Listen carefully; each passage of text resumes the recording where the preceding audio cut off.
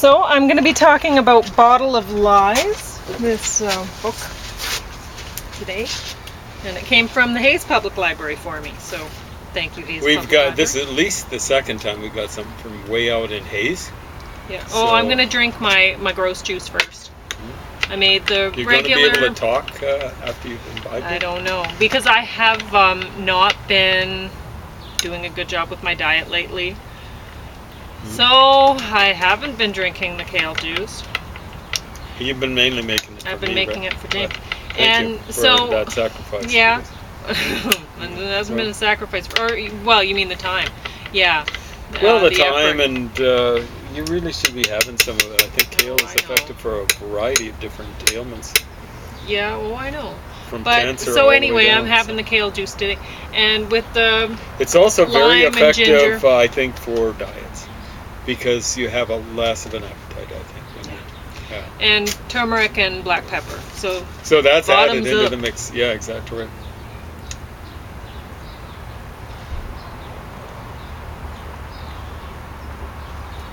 I don't know how you get that all down.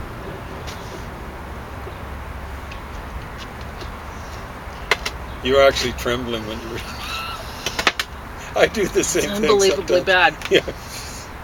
So yours was stronger than mine, right? Well, yeah. I was wondering, should I give him the strong one? Yeah. No, I can't do it. I gotta have it.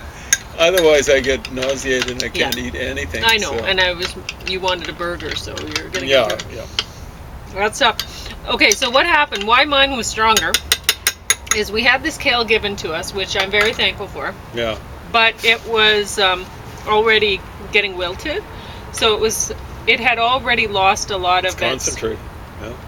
Nutrient, like it's water. So then what's left in the leaves is concentrated, so it comes out really thick. And if I mix this, like the stem stuff comes out, the stems are still turgid, and that comes out quite liquidy. So James got mainly stems, and I got mainly leaves, and we'll eat the pulp in some more form burgers probably. So these burgers actually have kale in them? Yeah. That's incredible. So I would never have guessed. You can see I'm genuinely surprised. Shocked, really. I know. But because these things, you notice how I chow down on them, right? I actually, I was saying the other day after the camera was turned off, I managed to eat this burger without dropping any meat, So it's a good substitute for meat and stuff like that. So I was thinking of it as meat. That's not necessarily going to recommend itself to someone who's a really hard vegetarian. But, no. So someone who's kind of suffering, with the temptation. Mm-hmm. It's better. This stuff is better than the fake. Mm-hmm. What is it? The soy products, because those things actually taste too much like meat for me. No, they're just not good. Well, there's any variety, but they're kind of slimy. But they do a pretty good job with it. They're getting better at making them seem like meat. It's just not for me. Yeah. So anyway, Bottle of Lies: The Inside Story of the Generic Drug Boom by Katherine Eban, and this was put out this year. Page 2, from 2001 to 2008, the number of drug products imported into the U.S. had doubled. By 2005, the FDA had more drug plants to inspect abroad than it did within U.S. borders, 47. In the mid-13th century, an English law known as the Assize of Bread prohibited bakers from cutting their products with inedible fillers such as sawdust and hemp. They were using sawdust back then? Yeah. That's impressive. You got a little bit of... here? Yeah, you got the proper side, the right side too. Yeah, you got it. I get Excellent. It wasn't much. Okay. It's a little spot of it. I'm surprised about the hemp, honestly. That's inedible? I didn't know, right? So... Well, they make rope out of it, where they used to. Yeah, but honestly, I don't know if you could consider that inedible. Yeah, it's hard to say. Like... I'm wondering, reading this, if they even worry about that today. Because, honestly, you look on a canister of at least one certain brand of Parmesan cheese, and this was the way it was when I was a teenager, and I looked recently, it still is. Cellulose. Yeah, cellulose. So what is that? Unashamed, eh? Of course. Yeah. So it's right there on the ingredient list. So maybe What else would the it be but English sawdust? don't have this, don't allow it in there, but here in Canada, it's right there on the shelf. So And that was when you were a kid, right? when I was a teenager, I noticed, because that's when Okay. I started looking into these things, right? So Because that would be I was anorexic. around So- 1990 or something like that. Yeah. Is that what you And I later went to work with a woman who was studying nutrition. She was becoming a dietitian. And she was Did she talking. get a master's in that or something like that? Honestly, I don't know Okay. where she went with it. Okay. Someone I I only don't knew her for necessarily- one summer, I think. So Yeah, it's not the person. I was thinking. anyway, so you're thinking of Robin. I No, don't I think wasn't Robin even thinking had of her. anything to do with. Yeah, yeah. Oh, She okay. was very concerned. She about, was very concerned about yeah. nutrition and stuff. Anyway, And she seemed she's pretty relaxed about it. Oh, was she was nice a great yeah. person and really knowledgeable, Yeah. and she really liked to learn, and she really kept in shape. She impressed me. She biked to work from the Oh, did from she? the west yeah, side. I didn't know much about her. Oh, yeah. I just knew that she worked with you for a while, I think, right? Yeah. So anyway, but this woman, she was saying that they had a problem. They acknowledged the fact in the area where she was studying, in that discipline, that the people who studied that had eating disorders for the most part. Interesting, hey? So people who are looking into nutrition as an occupation or just for post-secondary learning have eating disorders for the large part. Yeah. Now, I think it might be something like a feedback process. I don't think It's the weird. interest, I don't think taking courses in nutrition causes the eating. No, I don't think so. I think they're. And if someone's got an eating disorder, they've got to at least find out how to get it nutrition. Mm-hmm. Or you're not going to last very long. So anyway, and I don't know about the hemp. Like, I have a canister that I've shown the camera. Nobody watches my videos, so I've shown nobody, but I've shown the camera hemp pro fiber, and when that was given to me, and when I was given this canister, I'm like, just the fiber, hey? And so, but there's some protein and some, anyway. So I'm wondering if that's what would have been prohibited from being put in bread and, and the cellulose that's in the Parmesan back in mid-13th century. But now it looks like Anything goes. anything goes. I mean, as far as I They can tell, boast it's about in it, there. crap. Yeah, it's Hey, we got cellulose. yeah, it's just listed on the ingredient list. So Don't feel mad if we charge you extra for it. exactly. So German chemist Frederick Eckham, How do you Maybe. spell it? ACCUM? I don't know, published a controversial book, a treatise on the adulterations of food and culinary poisons, exhibiting the fraudulent sophistications of bread, beer, wine, spirituous, liquors, tea, coffee, cream, confectionery, vinegar, mustard, pepper, cheese, olive oil, pickles, and other articles employed in the domestic economy, and methods of detecting them. And that he published in 1820. So It's a while back, almost a while 200 back, years and ago. was very concerned about that. So we're looking mid-13th century. There's concerns about it. Early 19th century. More early. 1800s? 19 Yeah, early. Yeah, whatever. 1906. Congress passed the Food and Drug Act of, also called Wiley Act, which banned dangerous additives in foods and prohibited manufacturers from making false or misleading statements and from selling misbranded and adulterated drugs. See, But it does there's- make a difference who you vote for. Yeah. That thing might not have been enforced that much, but it's always better Well, to they have were something trying. in the books. So yeah, I mean, Teddy Roosevelt was his foreign policy was kind of weird. He's kind of like a fascist, but a proto-fascist or something like. I think it's an overstatement, but he wasn't a very nice person. But they trying to do. They were trying to break up big. They called them trusts, but basically they were like monopolies or oligopolies and things like that. So, and that's one of the other things apparently that they were doing. So. But apparently there were still loopholes, so there were still problems. It allowed harmful substances such as morphine in the products so long as they were disclosed on the label. The government had to prove that a salesman intended to deceive his customers. Swindlers avoided prosecution by insisting that they believed in their fake remedies. So, anyway. 71. Yusuf Hamid studied chemistry at Cambridge and earned his PhD by the age of 23. Pretty impressive. And 72, he offered the Indian government a birth control pill for 20 cents, 2 rupees.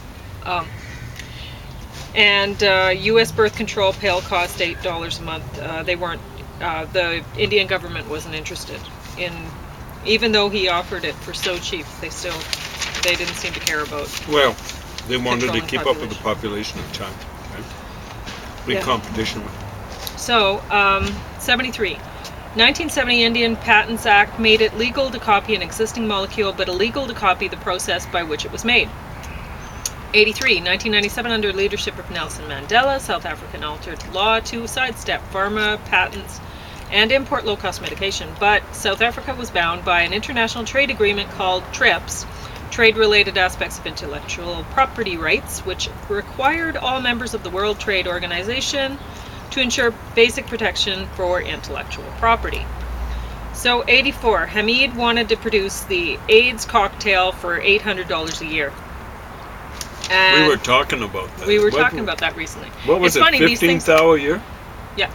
So, in North America. Yeah. So 85. 800 a year is what he's saying. Yeah, and it gets better. So Hamid spoke at the European Commission's conference. Oh, I should mention that the connection, they point out the connection between Hamid and what do you call him? Gandhi in this. So anyway, but you can look that up if you care to, because I've given you page numbers and you can get a library card and go to town. So anyway, $600 to government. So it wasn't only that he was offering to sell the AIDS cocktail for $800 a year, but did I say that I'm on page 85 now?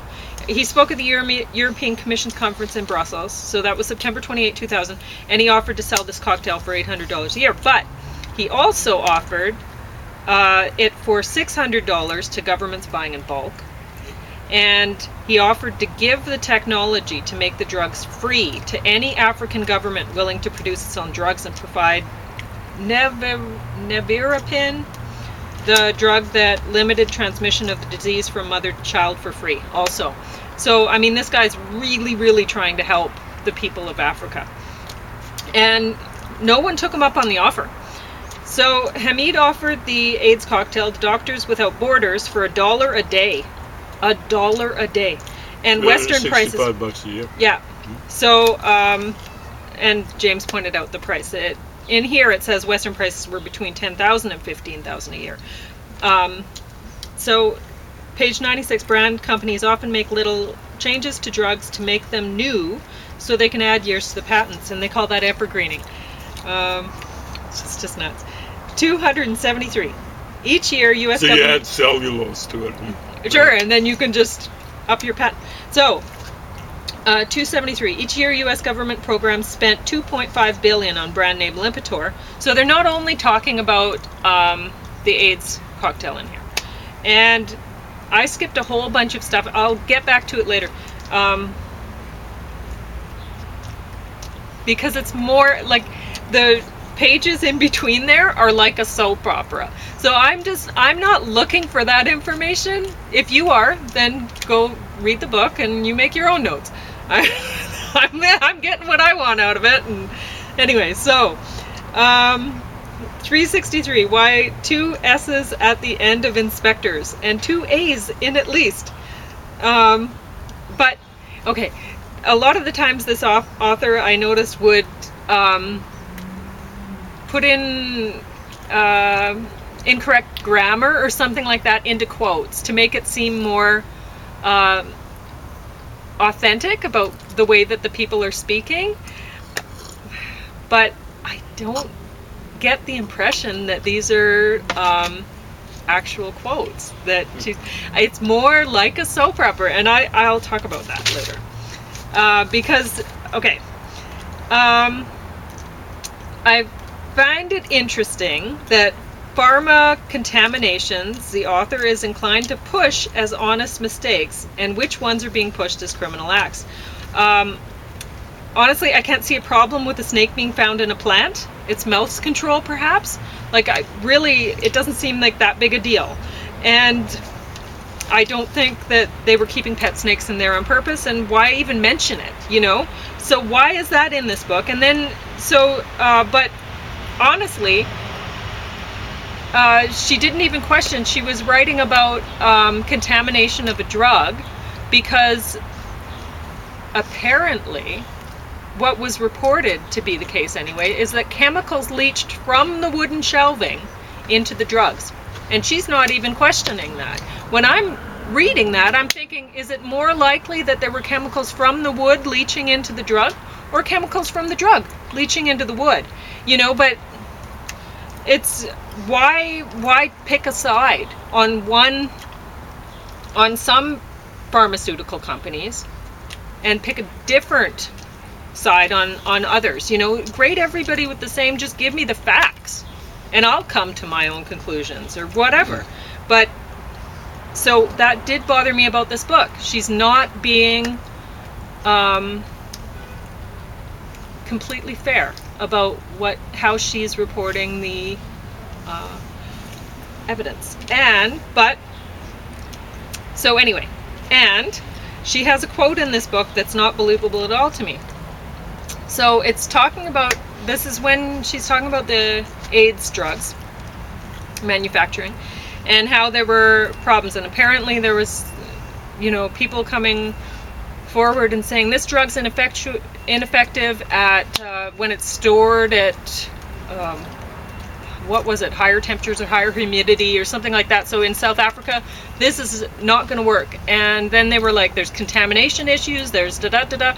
And so there were like internal whistleblowers within the company and stuff like that, whatever. So, and she has direct quotes about things that, like,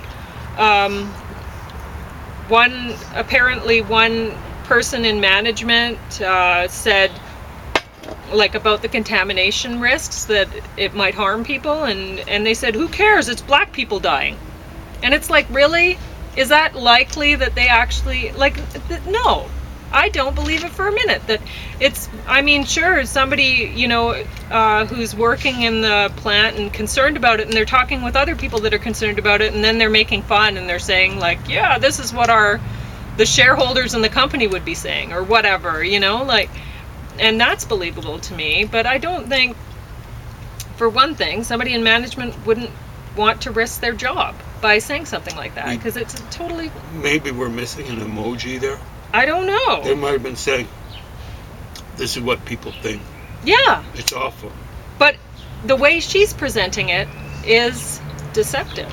It's misleading, I think. I don't believe that that's a direct quote by somebody in management. I can't possibly believe that. It's not believable to me. So, like, how would she have gotten this direct quote? It didn't come, like, I doubt that the manager came forward to her and said, yeah, I totally said that. You know, so this quote is not at all accurate. It's coming from a second party that has other motivations or whatever, or she's just totally made it up. So either way, I can't possibly believe it, and it's useless to me. It's useful to tell me where she's coming from. So, because she's an intelligent, educated person, and she has put this in this book. So that tells me a lot about her. It doesn't tell me a lot about what was actually happening.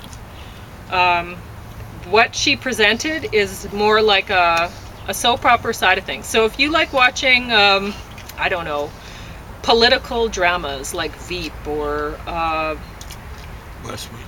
West Wing, something like that, then this might be the book for you. You might just like giddy up on that, but it's not for me. So I wrote down page 408, Diovan blood pressure drug, generic version, contained a cancer-causing toxin, NDMA. So if you're interested in that, then you might want to look into that. But anyway, I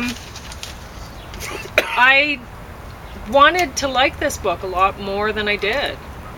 Once I read it, I was like, geez, you know, I'm going to have to look this stuff up for myself, and it's definitely biased. I felt like all of this was biased, and most of it was just, like it says, it's a shocking expose of the corporate greed, arrogance, and eagerness to exploit the weak for profit. And it's like, I don't know about that. It sounds to me, just from what I'm reading, and perhaps that's, everybody has their own biases, but when I'm reading some guy, he studied chemistry at Cambridge, and he earned his PhD by the age of 23, and he's related to Gandhi, and he has some socialist sort of values, probably, right? And it seems to me he does, given that he's trying to manufacture this drug to, I mean, not for a lot of profit, because he's selling it for $1 a day for to Doctors Without Borders. He's almost giving himself away. So there's problems with his medication. I'm wondering if it's sabotage within the company of people who are sent in by the other competitive companies that are charging $15,000 a year. Honestly, like there's Guess what? I suspect the I don't problems... see corporate greed in Yousaf Hamid's motivations for producing this drug. You know, there might be problems with it. Yeah. But I think there'd be more severe problems without it. Maybe, yeah. You know, I mean, like, because how what do are you these compare people some going to do side anyway? effects? I You know, mean, the ultimate side effect of doing nothing is, it's death. yeah. So either way, if you die taking it or you die not taking it, you're going to die. So, and most of the people, what was it? I think she was pointing out that only 4% of the people in Africa who had HIV could afford the patented brand, the drug, whatever that was called. I don't know. ACT Anyway, maybe or something? I don't know what it was called. But anyway, it's a cocktail. They mix a few different things together or whatever. Maybe a lot of things. But anyway, it doesn't really matter. But it's $15,000 a year, and not very many people in Africa could afford it. So, what's the alternative? You know, it's not like the company with the patent is going to compete with Yousaf Hamid and say, oh yeah, well, we'll give it for $1 a day. Well, no, they're not stepping forward. Their price is $15,000 a year. You want it, you buy it. If you want Hamid's version, $1 a day, you know, I'm sure there's a lot of people who they're willing to take the gamble on it. Let them. I would. I would. I mean, what other choice do they have?